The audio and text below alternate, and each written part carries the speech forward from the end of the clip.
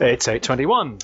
Let's talk about what happens to young people once they leave care. MPs are warning that many children have no idea about the kind of support they are entitled to. The all-party parliamentary group for looked after children and care leavers interviewed over 1,000 children and care professionals. Earlier we heard from Natasha Finlayson from the Who Cares Trust. They switch from having a social worker to having what's called a personal advisor who will meet with them occasionally and advise them, although I have to say the quality of that support varies enormously. But what we found was there was a huge range of things that young people are entitled to that they weren't getting. So, for example, things like when they go to university, where are they going to live in the vacations? Normally, young people not in care would come home. If you don't have a home, where do you go? Well, your local authority is meant to provide you with vacation accommodation. But the vast majority of young people didn't know that they were entitled to that. Less than half of teenagers knew they could get that. And that was putting them off from going to university. Well, Kyle Simmons was in care until he was 22. He's now 25. Morning, Kyle. Morning. How old were you when you were expected to live independently? I was 16 going on to 17. How they kind of organise everything is that they transition you into a semi-independent placement.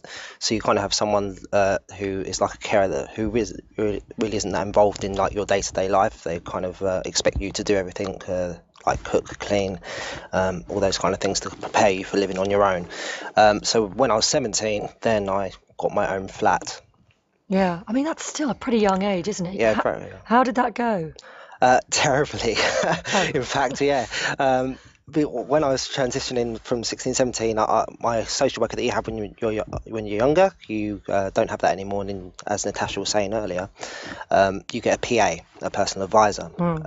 And what happened in my case, I slipped through the net. I didn't have a personal advisor for 7, 8 months. And I was going to college at the time, and I was asked, I asked my social services, what am I meant to do to get money? And they were like, I'll just go to the job centre, they'll sort you out. So I went to the job centre and ended up signing for job seekers allowance while going to college, which you're not meant to do. So eventually that got found out, and I wasn't allowed to sign on anymore, obviously, because I wasn't looking for full-time work. And my money stopped, so I only had £30 a week to live on EMA. I didn't feel I could call the local authority because I felt they didn't help me before. Why are they going to help me now? And then to carry on with my studies, I had to end up using my housing benefit to pay for me to be able to get to college and for me to live, essentially, which then put me in rent arrears. Yeah. Which got me kicked out of my place, nearly made homeless. And obviously the local authority got a nice letter saying how much they owed the landlord, so they quickly shift gears and got me a personal advisor after 7, 8 months. But by then it's a little too late, And how quickly did that turn things round and improve things for you? In a matter of weeks. Lucky for me, because I was 17 when I moved into the place, they had to sign the tenancy agreement, which meant they were legally responsible, so they had to pay the rent arrears.